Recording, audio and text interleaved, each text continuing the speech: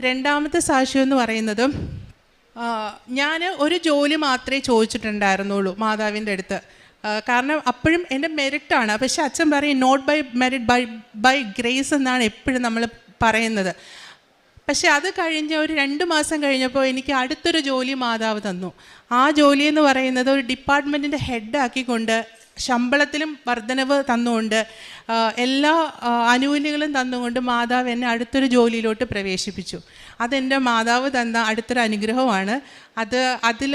അതിലും ഈ പറഞ്ഞതുപോലെയുള്ള ഒരുപാട് ഇൻ്റർവ്യൂവിന് പോകുന്ന ദിവസം ഞാനും എൻ്റെ ഹസ്ബൻഡും കൂടെയാണ് ഇൻ്റർവ്യൂവിന് പോയത്. കാറിലാണ് പോയത്.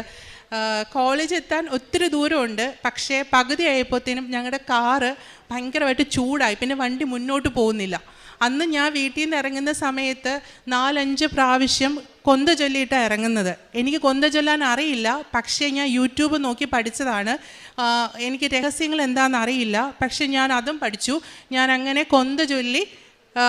കൊന്ത ചൊല്ലിയിട്ടാണ് ഞാനന്ന് വീട്ടിൽ നിന്ന് ഇറങ്ങുന്നത്. 4 വട്ടം കൊന്ത ഫുള്ളായിട്ട് ചൊല്ലിയിട്ട് ഇറങ്ങിയത്. എന്നിട്ട് ഞാൻ കാറിലിരുന്നിട്ട് എൻ്റെ കയ്യിൽ ഈ കാശുമാലയുണ്ട്, അത് വെച്ചിട്ട് ഞാൻ കാശുരൂപവും കൊന്തയും ഉണ്ട്, അത് വെച്ചിട്ട് ഞാൻ കൊന്ത ചൊല്ലിക്കൊണ്ടിരിക്കുകയായിരുന്നു. അപ്പോഴും ഞാൻ പ്രാർത്ഥിക്കുകയാണ്, മാതാവേ എന്നെ സമയത്തിന് ഇൻ്റർവ്യൂവിന് എത്തിക്കണേ എന്ന്.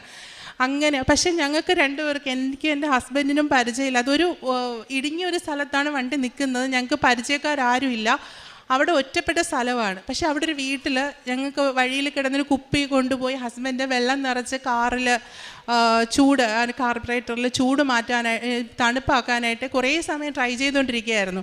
അപ്പോൾ ഒരാൾ ആക്റ്റീവയിൽ വന്നിട്ട് നമ്മുടെ അടുത്ത് കാര്യങ്ങൾ സംസാരിക്കുകയും അങ്ങനെ ഹസ്ബൻഡിനോട് സംസാരിക്കുകയും അങ്ങനെ ആ പുള്ളിയും ഹസ്ബൻഡും കൂടെ വളരെ പെട്ടെന്ന് തന്നെ കാറ് ശരിയാക്കുകയും അത് നമുക്ക് സമയത്തിന് ഇൻ്റർവ്യൂവിന് എത്താനും പറ്റി. അതും ഞാൻ കാരണം മാതാവിൻ്റെ കാശുരൂപവും തൈലവും ഒക്കെ പുരട്ടിയിട്ടാണ് വരുന്നത്.